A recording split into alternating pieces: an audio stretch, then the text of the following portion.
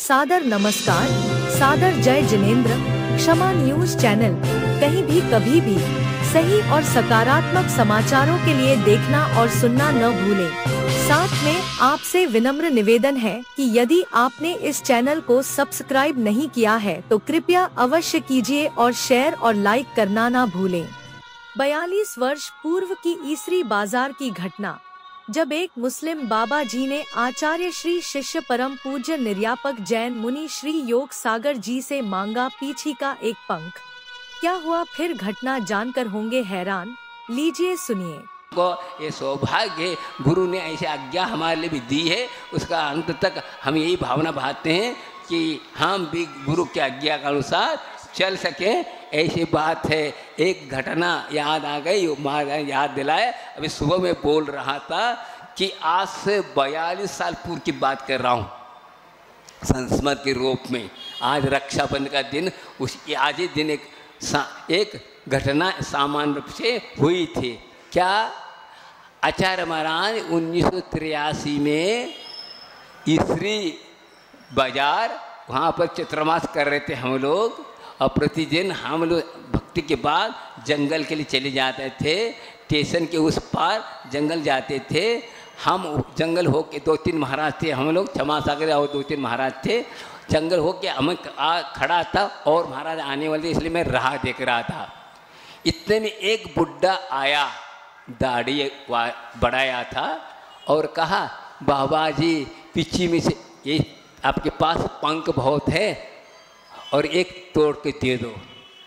मैंने देखा उनको, मैं सुना न सुना जैसा किया, तर ध्यान नहीं दिया। 2-3 बार बोला, बाबा जी एक दीजिए। तो फिर मैंने कहा, भाई ये देने की चीज़ नहीं है, ये अहिंसा का प्रतीक है, इसलिए हम दे नहीं सकते, एक तो दीजिए। फिर मैंने कहा, आप लगते हैं आप मुसलमान, आप तो मांस भक्षी हो, मैं कैसे दे सकता हूँ, ये तो अहिंसा का प्रतीक है। उनने हाथ, आप त्याग कर सकोगे? हाँ त्याग कर दूंगा। मैंने कहा, सालों से खाए हो और एक दिन में एक ही बात में आज त्याग कर दोगे क्या? हमें कोई विश्वास नहीं होता। मैंने कहा, उनने हाथ उठाकर छाती पर रखा, मैं पक्का मुसलमान हूँ, खाऊंगा नहीं कह दिया। बताओ। फिर इतना करने के बाद मैंने तत्काल तोड़ के दे दिया। बताओ कैसे कैसे परिणाम होते हैं, कैसे कैसे भाव होते हैं, ये कोई बात नहीं। कुछ वक्त किस प्रकार देखो, ये नग्न मुद्रा के कारण वो प्रभावित हुआ और कुछ नहीं, पीछे से मतलब नहीं। और उन्होंने कहा कि इनके पास मिल जाए तो हमारा भी जीवन बन जाए। कैसे बताओ, कैसे कैसे निमित्त नैमित्तिक संबंध है। आज पहली बार बोल रहा हूँ, यह आज में सुबह बता रहा था। ये इस वक्त हर साल मुझे याद आ जाती है यह प्रसंग। तो कहने का तात्पर्य, कई प्रकार के जीव हैं, लेकिन कौन सा निमित्त बन जाए किस कारण नहीं सकते। ये निमित्त भी बहुत बड़ा कार्य कर रहा है।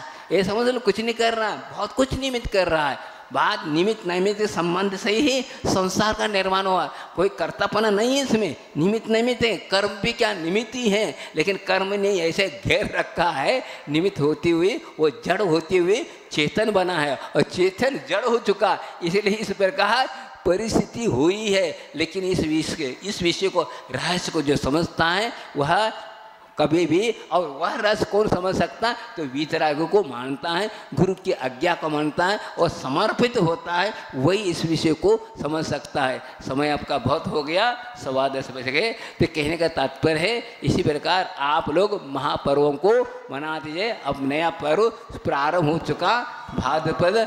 हाँ, आज तो वैसा नहीं है, कल से शुरू होगा भाद्रपद, लेकिन भद्रता अपने जीवन में आए। भद्रता, तब भद्रता अर्थ होता है सरलता, वक्रता का अभाव, रुजुता का सद्भाव। ये पर्व जो हमारे सरल बनाने वाला है, और यह कार्यक्रम और होते रहेंगे। इसी प्रकार आप लोग इस धर्म के माध्यम से अपने जीवन को सफलित बनाए। बोले आचार्य गुरु विद्यासागर जी महाराज की।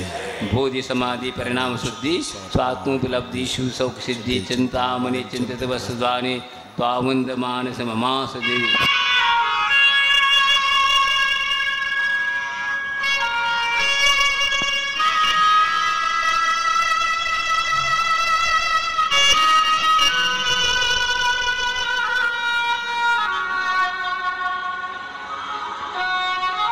क्षमा न्यूज चैनल देखने के लिए आपको बहुत बहुत धन्यवाद।